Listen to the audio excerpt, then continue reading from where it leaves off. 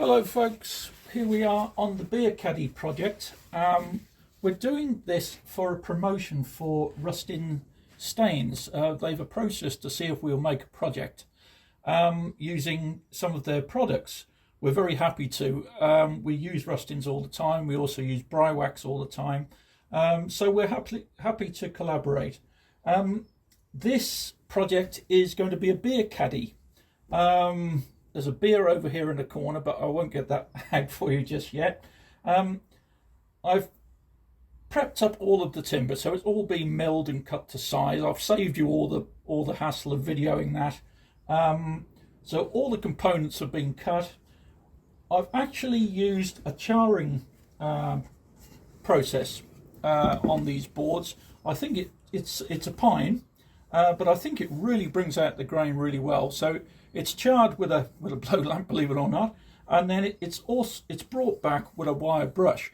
It makes a really nice pattern. It just picks up the grain, and the wire brush just picks out the lower part of the grain. So it's a nice effect, I think. And what we're going to do is then we're going to finish it with the Rustins Antique Pine. It's a mineral stain. I've always used mineral stains. I've used some water-based stains in the past. I don't know why, it's just a preference. They're both equally good, but I've always sort of used mineral-based stains.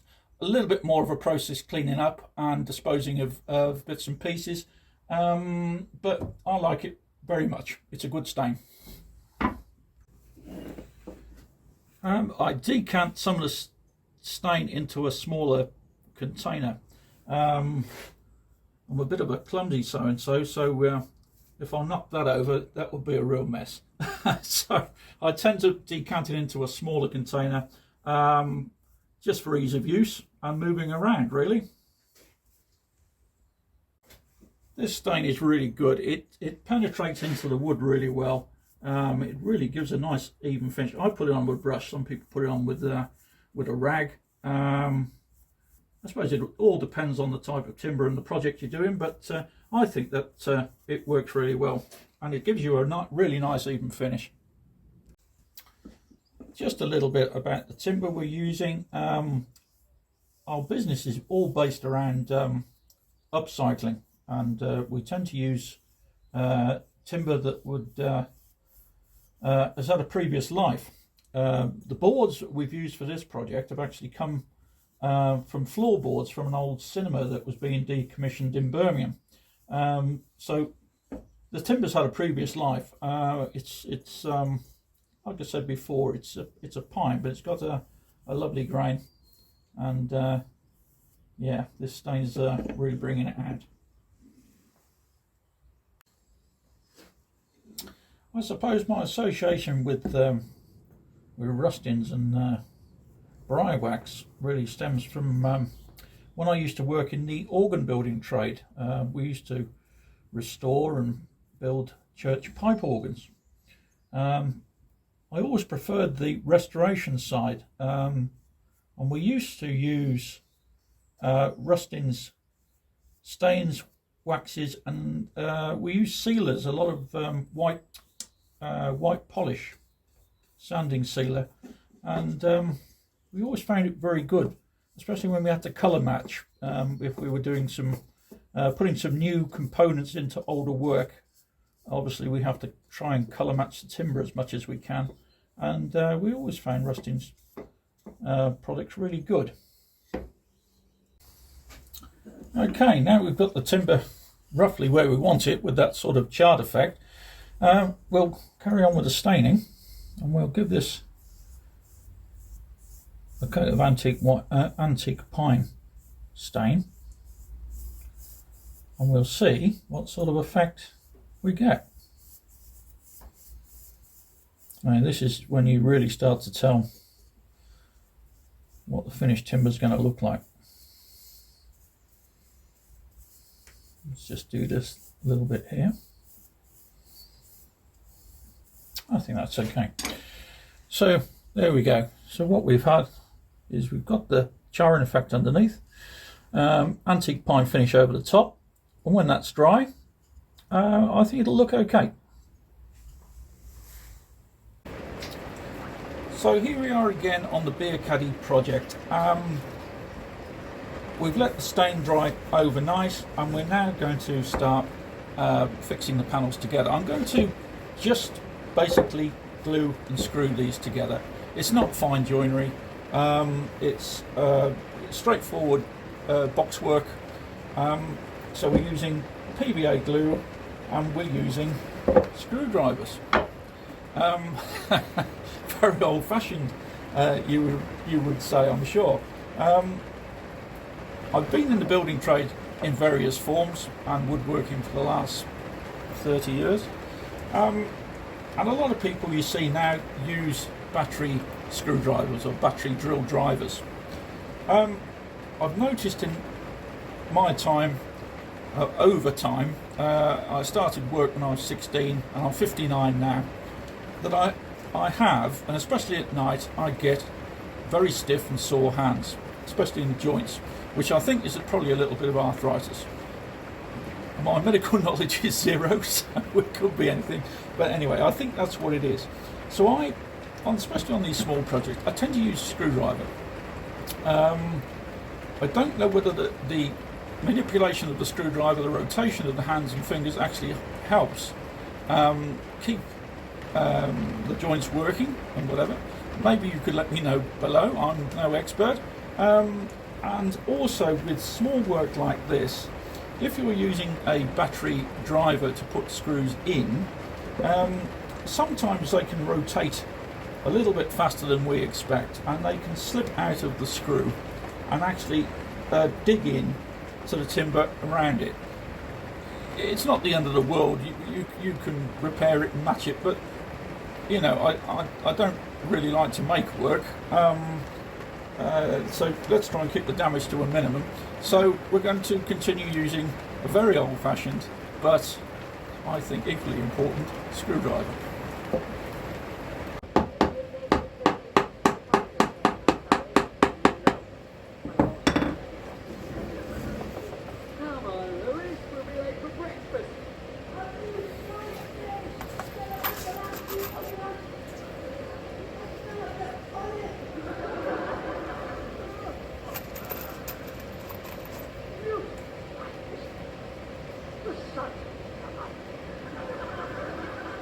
I don't know why I'm getting up.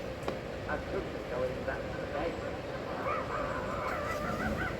Come on, nobody's interested now. This time of night. I'm joining the queue for the battery. And so, no matter what's out there, no. I'm up there now. I'll say goodnight then. Okay, here we are. That's better. We've now assembled our beer caddy based on an old beer crate type design. I'm not sure of the advertising rules, so I can't pop the bottle of beer in there for testing. But anyway, you can see what it is. It's quite a basic construction, really sturdy. Nice if you're going out, you know, if you're going into the garden, carry it with you, going on a picnic, take it with you. What we've done, or what I have done, is I've put a basic sealer, which is this sanding sealer which I was talking about earlier. It's a shellac based sealer. I like it because it seals everything in, even the knots and the stain and whatever. And what I'll do, I'll give it a coat of wax polish over the top. You can use this to give it a really nice finish, quite a shiny finish really. If you put one coat on, it takes a little bit of getting used to putting it on because shellac dries very quickly, so you have to be quite nippy on your toes to get the first coat on. I'll then leave it to go really, really hard, and then wire it back or use a flour paper, which is like a very, very fine grip paper, just to key the surface again. Make sure all the excess, all the dust is off it, and then I'll give it another coat and then leave that to go really, really hard, and that gives it a really nice sort of hard, shiny finish. In this particular case, we're going to give it one coat of this, and then just to hand we're going to give it one coat, or well, as many coats of antique pine wax on the top. It's a biggish tub to tip over on a bench, and as I said before, I'm a little bit of a clumsy so what I do, I decant it into a small jar, about in much. It evaporates quite quickly, so what you need to do is have a sealed container and keep it sealed, otherwise it does tend to evaporate, but that's just the nature of shellac. Again, apply it with a brush, and we get a nice finish. It's a funny thing with wax, because what it tends to do, it tends to blend everything in together. It's quite I don't know what the term for it with. It harmonises, I suppose. It brings everything together. So all the joints and everything. I like it. It's a nice finish. You use it a lot in the restoration work. So shellac sealer, dry wax finish. Let's see how we go. Okay, down to the waxing, down to the last little bit. What I tend to do, I tend to apply the wax with a brush, with a little bit of a coarse brush. And the reason is that when we did that charring process, it lifts up the grain and it makes a bit of a textured grain, which is very nice. Now if you use a cloth, what you'll tend to do is get the wax on the surface, but you won't get it deep into the raised grain. So what I tend to do is just flour it round and really just give it a brush. And what happens is that tends to get it right into, I don't know whether you can see, the camera's a bit funny there, get it right into the grain.